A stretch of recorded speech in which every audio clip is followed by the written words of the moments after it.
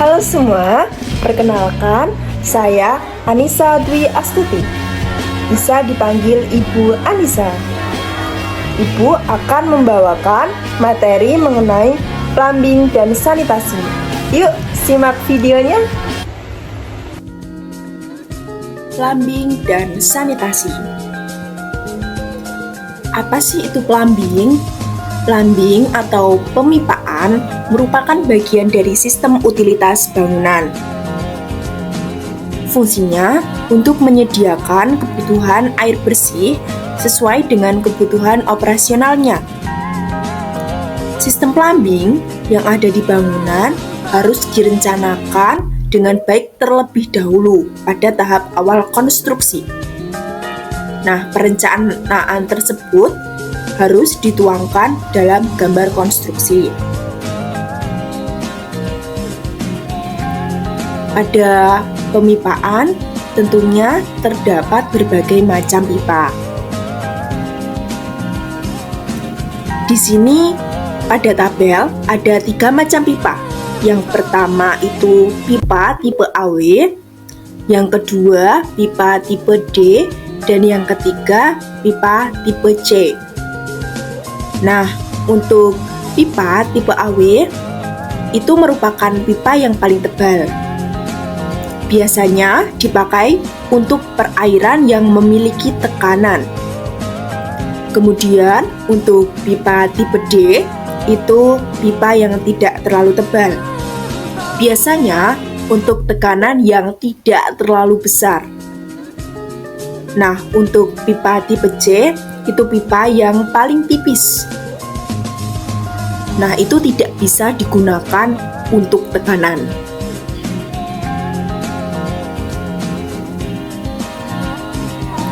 Dari macam-macam pipa yang Ibu sebutkan tadi, apa sih maksud dari angka di belakang kode AW atau yang tipe D atau yang tipe C? Nah, di belakang angka ada kode tanda petik. Itu artinya apa sih, Ibu? Arti tanda petik tersebut menunjukkan satuan inci. Nah, 1 inci itu kurang lebih 25,4 mm. Jadi, 5/8 tanda petik 2 itu berapa milimeter sih, Ibu? Jadi caranya 5/8 dikali 25,4. Nanti akan mengkonversi menjadi milimeter. Begitupun selanjutnya.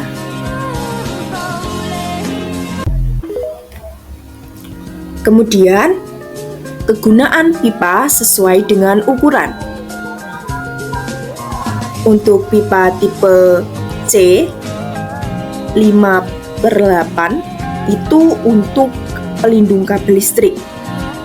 Untuk pipa tipe C dengan ukuran 3 dan ukuran 4 biasa digunakan untuk pembuangan air dengan tekanan yang rendah. Untuk pipa tipe AW dengan ukuran 1/2 atau 3/4 itu biasa digunakan untuk suplai air rumah tangga. Kemudian untuk pipa tipe D dengan ukuran 2, 1/2, 3, dan 4 itu biasa dipakai untuk air buangan rumah tangga.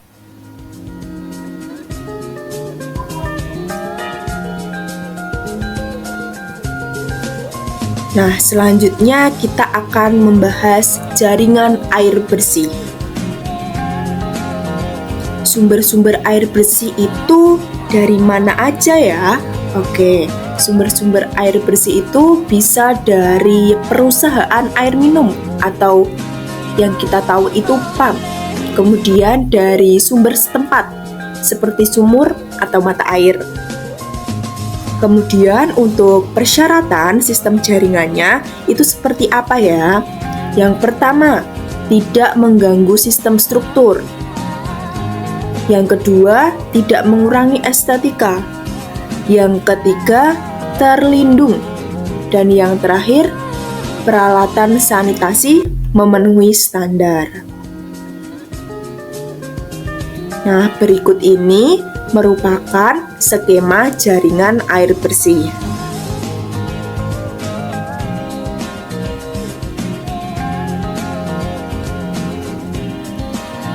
Kemudian, dimensi pipa untuk jaringan air bersih itu berapa aja ya? Nah, untuk pipa yang berada di halaman itu kurang lebih memakai pipa dengan ukuran 1,5 inci. Kalau untuk pipa yang menempel pada bangunan itu memakai pipa dengan ukuran 1 inci. Kemudian untuk pipa yang menembus bangunan itu memakai ukuran setengah atau 3/4 inci. Kalau untuk ukuran kerannya sendiri itu bisa memakai pipa dengan ukuran 3/8 atau 3/4 atau setengah inci.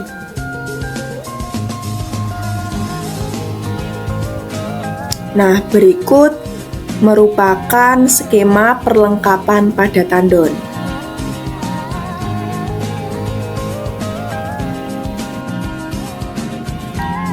Setelah tadi kita membahas jaringan air bersih, kemudian yang kedua kita akan membahas jaringan air kotor.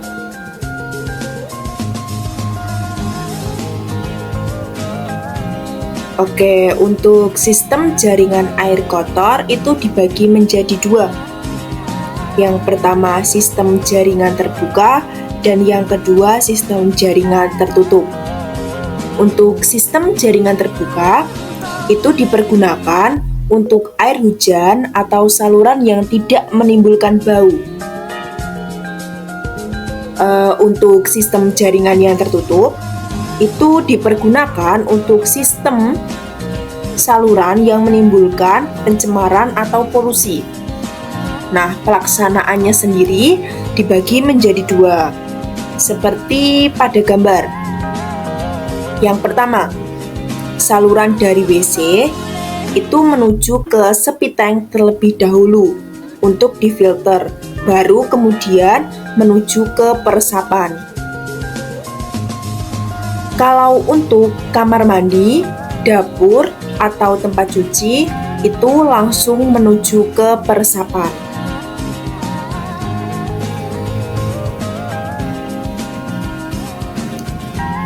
Oke, persyaratan untuk sistem jaringan.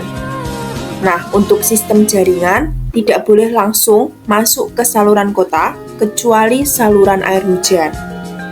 Yang kedua, sistem harus dilengkapi trap yang berfungsi sebagai penahan bau dari saluran pembuang. Kemudian yang ketiga, jaringan dibuat sependek mungkin. Kemudian jangan terlalu banyak jaringan pipa pada bangunan.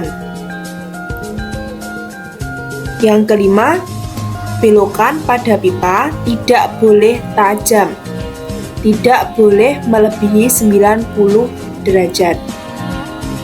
Kemudian untuk pertemuan dan belokan diberi bak kontrol.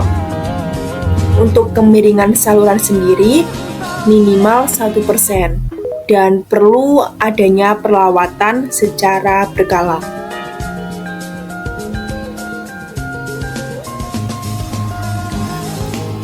Saluran air hujan. Air hujan dari cucuran atap serta ruang terbuka atau halaman disalurkan ke saluran kota jika sudah tersedia atau dibuatkan peresapan lokal. Untuk saluran dibuat terbuka agar mudah dibersihkan. Untuk saluran air hujan sendiri bisa menggunakan pipa dengan diameter setengah atau diameter 20 cm. Untuk saluran air hujan, sebaiknya dibuatkan peresapan tersendiri sehingga sebagai usaha mengkonservasi air tanah. pada bagian yang terkena sirkulasi sebaiknya ditutup dengan plat beton. Dan untuk pertemuan atau belokan diberikan bak kontrol.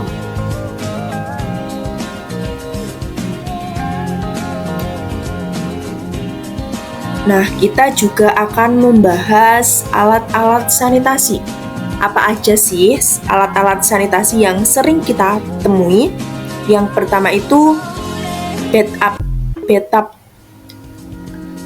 atau bak mandi. Itu biasa digunakan untuk mandi, dilengkapi keran air dingin dan keran air panas. Kemudian shower untuk pancuran air mandi. Yang ketiga ada kloset. Yang keempat ada urinoir untuk buangan air kecil khusus pria. Kemudian ada bidet untuk pembuangan air kecil khusus wanita. Ada juga wastafel dan ada juga sink. Biasanya digunakan untuk cuci piring di dapur. Nah, untuk gambarnya seperti yang terlihat pada presentasi.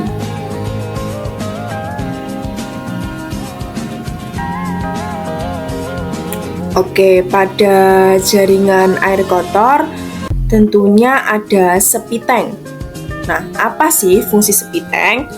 Sepi tank berfungsi sebagai tempat proses penghancuran disposal secara biologis dibantu dengan bakteri pembusuk. Nah, pada sepi tank sendiri terdapat 3 bagian, yaitu bagian pertama, bagian kedua, dan bagian ketiga.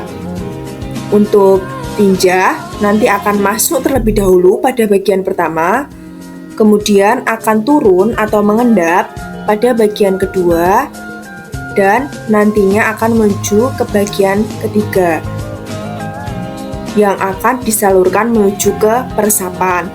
Nah, untuk kapasitas dimensi pada sepi tank sendiri itu menyesuaikan kebutuhan orangnya.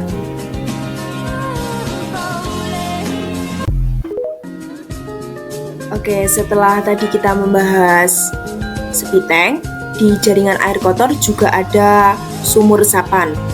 Nah, sumur resapan sendiri berfungsi sebagai filter aliran air dari sepi tank sebelum meresap ke dalam tanah.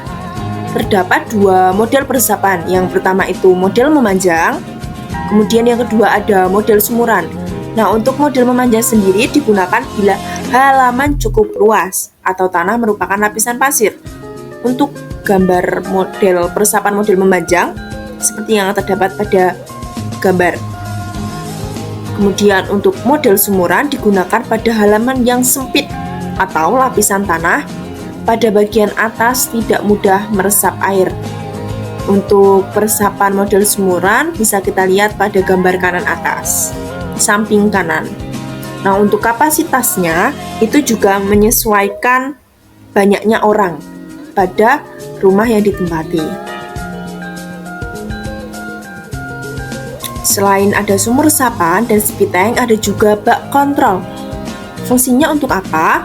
Untuk pemeliharaan jaringan secara periodik. Nah, penempatan bak kontrol sendiri yang pertama dibuat pada setiap jarak 6 meter. Kemudian ada juga bak kontrol pada jaringan pipa yang membelok. Ada bak kontrol pada pertemuan pipa jaringan. Untuk gambarnya bisa kita lihat pada sebelah kanan.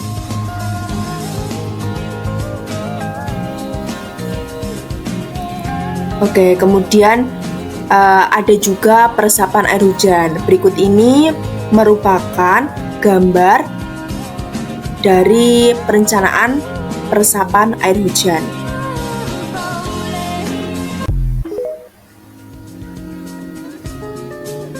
Nah, di samping ini juga ada simbol jaringan air bersih dan air kotor yang sering kita temui jika kita melihat denah instalasi air bersih dan air kotor. Sekian video pembelajaran tentang plumbing dan sanitasi. Terima kasih sudah menonton. Bye-bye.